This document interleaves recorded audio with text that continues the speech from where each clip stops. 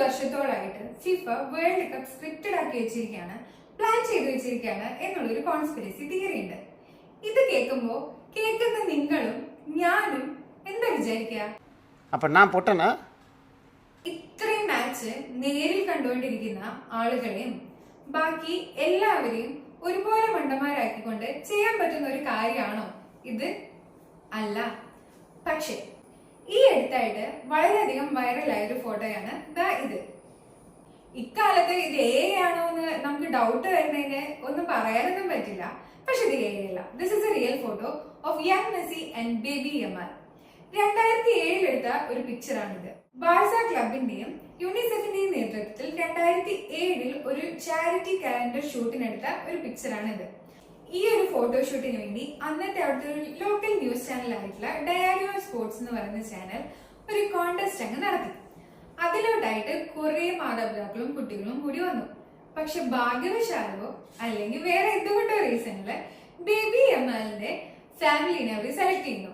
അങ്ങനെ വളരെ റാൻഡം ആയിട്ടാണ് മെസ്സി ആയിട്ട് ഈ ഒരു ഫോട്ടോ എടുക്കാനുള്ള അവസരം യമാലിന് കിട്ടുന്നത്.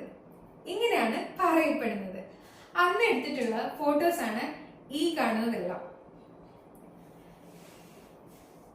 നമുക്ക് എല്ലാവർക്കും അറിയാം, പൊതുവെ മെസ്സി വളരെയധികം ഇൻട്രോവേർട്ട് ആയിട്ടുള്ള ആളാണ്. അന്നത്തെ കാലത്ത് ഇതിനേക്കാളും വലിയ ഇൻട്രോവേർട്ട് ആയിരുന്നു എന്നാണ് അന്നുള്ള ആൾക്കാർ പറയുന്നത്. അപ്പൊ ഈ ഫോട്ടോഷൂട്ടിന് വേണ്ടി ഈ കുട്ടീനെ കൊണ്ട് ഫാമിലി വരുമ്പോ അത് ഫസ്റ്റ് അഡാപ്റ്റ് ആവാൻ മെസ്സിക്ക് കുറച്ച് ടൈം എടുത്തു. അതിൽ യമാലിന്റെ അമ്മയാണ് ഈ ഫോട്ടോഷൂട്ടിലോട്ട് അഡാപ്റ്റ് ആവാനായിട്ട് മെസ്സിനെ സഹായിച്ചെന്നുള്ള കുറെ ആർട്ടിക്കിൾസ് ഒക്കെ നമുക്ക് ഇവിടെ കാണാൻ സാധിക്കും. കഥയൊന്ന് മാറ്റി വെച്ച് നമുക്ക് കാര്യത്തിലോട്ട് കടന്നാലോ? 2007 അതായത് 19 വർഷങ്ങൾക്ക് പിറകെ ഈ ഫോട്ടോ എടുക്കുന്ന സമയത്ത് മെസ്സിയുടെ പ്രായം 19. അന്ന് മെസ്സിയുടെ ജേഴ്സി നമ്പർ 19. ഇപ്പൊ 19 വർഷങ്ങൾക്ക് ഇപ്പുറം യമാലിന്റെ പ്രായം 19. യമാലിന്റെ ജേഴ്സി നമ്പർ 19. ഇത് മാത്രമല്ല, ഈ കളി നടക്കുന്ന ഫൈനൽസ് നടക്കുന്ന ഡേറ്റ് ഇന്ത്യയിൽ വെച്ച് നോക്കുമ്പോൾ അത് 20th ആണ്, 20ാം തീയതിയാണ്. പക്ഷെ ഇത് നടക്കുന്ന സ്ഥലം യുഎസിലെ ഡേറ്റ് 19. മൊത്തത്തിലൊരു 19 മൈലേ. Something fishy. മേ ബി ഇതെല്ലാം ഒരു കോയിൻസിഡൻസ് ആവാം, ആവാതെയും ഇരിക്കാം. ആവാതെ ഇരിക്കുന്നതാണല്ലോ നമ്മുടെ കോൺസ്പിറസി തിയറി. നിങ്ങൾക്ക് എന്താ തോന്നുന്നത്? കോൺസ്പിറസി ആണെന്നാണോ അതോ ഇതെല്ലാം ജസ്റ്റ് ഒരു കോയിൻസിഡൻസ് ആണെന്നാണോ? ഈ തിയറീസ് എല്ലാം ഒന്ന് മാറ്റി വെച്ചിട്ട് നമുക്ക് ഇനി കുറച്ച് വർത്തമാനം പറയാം. ഞാൻ ഇപ്പൊ ഇട്ടിരിക്കുന്ന ഈ ജേഴ്സി ഉണ്ടോ? ഇത് റൊണാൾഡോ ജേഴ്സിയാണ്. പക്ഷെ ഞാൻ അങ്ങനെ ഒരു റൊണാൾഡോ ഡൈഹാർഡ് ഫാൻ ഒന്നല്ല. എന്റെ തലയിൽ എപ്പോഴും ഓടിക്കൊണ്ടിരിക്കുന്ന ഒരു പാട്ടുണ്ട്. ആള് പുറത്തായി, പക്ഷെ ഇതാണ് ആ പാട്ട്.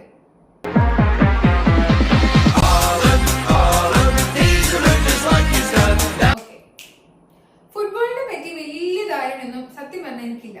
ബട്ട് വൈൽ ഗ്രോയിങ് അപ്പ് ഞാൻ ഏറ്റവും കൂടുതൽ കണ്ടിട്ടുള്ളത് ഫുട്ബോൾ മാച്ചസ് ആണെന്ന് എനിക്ക് വേണമെങ്കിൽ പറയാം. Being A sister of two elder brothers, actually എനിക്ക് വേറെ വലിയ ചോയ്സസ് ഒന്നും ഉണ്ടായിരുന്നില്ല. അവർ വയ്ക്കുന്ന മാച്ചസ് കാണാൻ പറ്റും, അത്രയ്ക്ക് എനിക്ക് ഉണ്ടായിരുന്നിട്ടുള്ളൂ. അങ്ങനെ കണ്ട് നാച്ചുറലി അവർക്ക് ഇഷ്ടം അർജന്റീന ആയതുകൊണ്ടും അവരൊരു മെസ്സി ഫാൻ ആയതുകൊണ്ടും എനിക്കും നാച്ചുറലി ആ ഒരു ഇഷ്ടം മെസ്സിയുടെ അടുത്ത് തോന്നി തുടങ്ങി. അങ്ങനെ തോന്നി എനിക്ക് മെസ്സിനെ വലിയ ഇഷ്ടമായി. സത്യം പറഞ്ഞാൽ മെസ്സിനെയാണ് ഇഷ്ടം. എനിക്ക് ഫുട്ബോളിന് അങ്ങനെ അത്രയ്ക്ക് ഇഷ്ടം എന്ന് പറയാൻ എനിക്കില്ല. അതുകൊണ്ട് ഫുട്ബോളിന്റെ ഈ കളികളുടെ ഒക്കെ ആധികാരികമായ കാര്യങ്ങൾ പറയാൻ എനിക്കറിയാൻ പാടില്ല. ലാസ്റ്റത്തെ വേൾഡ് കപ്പ് ഫൈനലിന് മെസ്സി ആ കപ്പ് ഇങ്ങനെ എടുത്തെടുത്ത് കൊണ്ടുപോയി ആ ടീമിന്റെ കയ്യിൽ കൊടുക്കുന്നത്, അത് കണ്ടിരുന്ന് ചിരിച്ച് കരഞ്ഞിരുന്ന് സന്തോഷിച്ചതൊക്കെ എനിക്ക് ഇപ്പോഴും ഇന്നലെ കഴിഞ്ഞ പോലെ ഓർമ്മയുണ്ട്. പക്ഷെ കഥയിൽ ഒരു ട്വിസ്റ്റ് ഉണ്ട്. ഇപ്രാവശ്യം ഞാൻ ഏറ്റവും കൂടുതൽ കേട്ടിട്ടുള്ളത് മെസ്സിയോടുള്ള ഹേറ്റ് ആണ്. ഇൻസ്റ്റാഗ്രാമിലായാലും യൂട്യൂബിലായാലും ഞാൻ കാണുന്ന ആൾക്കാരാണെങ്കിലും ഈ കോൺസ്പിറസി തിയറീസും അങ്ങനെ പല ഹേറ്റ് കമന്റ്സ് ഒക്കെ ആയിട്ട് ഞാൻ ഏറ്റവും കൂടുതൽ ഹേറ്റ് ക്യാമ്പയിൻ കണ്ടിട്ടുള്ളത് മെസ്സിക്കെതിരെയാണ്. I don't know Y.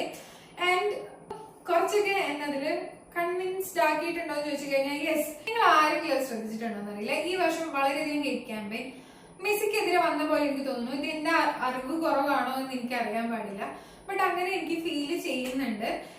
May be എന്റെ ചുറ്റിനുള്ള ആൾക്കാരൊക്കെ റൊണാൾഡോ ഫാൻസ് ആയതുകൊണ്ടായിരിക്കാം എന്നെനിക്ക് തോന്നുന്നു. അല്ലാതെ ആവാം, ചിലപ്പോ എന്തെങ്കിലുമൊക്കെ ഉണ്ടായിരിക്കാം. ബട്ട് ഈ വർഷം ഞാൻ അത് കൂടുതൽ കണ്ടിട്ടുണ്ട്. മേ ബി ഞാൻ അതിലോട്ട് കൂടുതൽ ഇൻവെസ്റ്റ് ചെയ്തതാണോ അൽഗോരിതം അപ്പൊ വീണ്ടും അതെന്നെ കാണിച്ചതാണോ എന്ന് എനിക്കറിയില്ല. ഇനി കഥയൊന്ന് ചെറുതായി മാറ്റി വെച്ച് നമുക്ക് ഇന്നത്തെ മാച്ചിലോട്ട് കടന്നു വരാം. നിങ്ങൾക്ക് എന്താ തോന്നുന്നത്? ഇന്ന് ആരായിരിക്കും ജയിക്കുക? സ്പെയിൻ ആണോ അർജന്റീന ആണോ? ആര് ജയിച്ചാലും കുഴപ്പമില്ല, പക്ഷെ അർജന്റീന ജയിക്കുകയാണെങ്കിൽ കുറച്ച് സന്തോഷം കൂടുതൽ ഉണ്ടാവും. കുഞ്ഞുനാൾ മുതൽ ഒരുപാട് ഇഷ്ടപ്പെട്ട ആ മനുഷ്യൻ ഒരു വട്ടം കൂടി ആ കപ്പ് പിടിച്ചു നിൽക്കുന്നതാണ് ഒരു ചെറിയ മോഹം. And he deserves that. കാരണം 11ാം വയസ്സിൽ GHD, അതായത് ഗ്രോത്ത് ഹോർമോൺ ഡെഫിഷ്യൻസി വന്ന് നാച്ചുറലി വരേണ്ട ഒരു വളർച്ച വരാതെ അതിനുള്ള ട്രീറ്റ്മെന്റ് എടുക്കാൻ കാശില്ലാതെ കഷ്ടപ്പെട്ട അന്നത്തെ ആ ബോയ് അത് ഡിസേർവ് ചെയ്യുന്നുണ്ട്. എന്തായാലും അധികം നേരമൊന്നും നമുക്ക് വെയിറ്റ് ചെയ്യണ്ടല്ലോ. ഇന്ന് തന്നെ നമുക്കറിയാം ആരാണ് നമ്മുടെ വിന്നർ എന്ന്. ആൻഡ് ഒരു കാര്യം കൂടെ, നമ്മൾ 90s കിഡ്സിന്റെ 30s മുമ്പുള്ള ലാസ്റ്റത്തെ ഒരു വേൾഡ് കപ്പ് ആണിത്. So this world cup is so special and let's see who is the winner. ഇത്ര നേരം ആരെങ്കിലും ഈ വീഡിയോ കണ്ടിരുന്നിട്ടുണ്ടെങ്കിൽ ഒരുപാട് താങ്ക്സ്. അടുത്ത വീഡിയോ ആയിട്ട് നമുക്ക് വേഗം കാണാം. അപ്പൊ ഈ വീഡിയോ ഇഷ്ടപ്പെട്ടിട്ടുണ്ടെങ്കിൽ ലൈക്ക് ചെയ്യുക, കമന്റ് ചെയ്യുക, സബ്സ്ക്രൈബ് ചെയ്യാൻ പറ്റുകയാണെന്നുണ്ടെങ്കിൽ സബ്സ്ക്രൈബ് ഒന്ന് ചെയ്ത് എന്നെ സഹായിച്ചേക്കുക. അപ്പൊ അടുത്ത വീഡിയോ ആയിട്ട് കാണുന്നവർക്ക് എല്ലാവർക്കും ബൈ ബൈ. എല്ലാവർക്കും സൈൻ ഓവർ.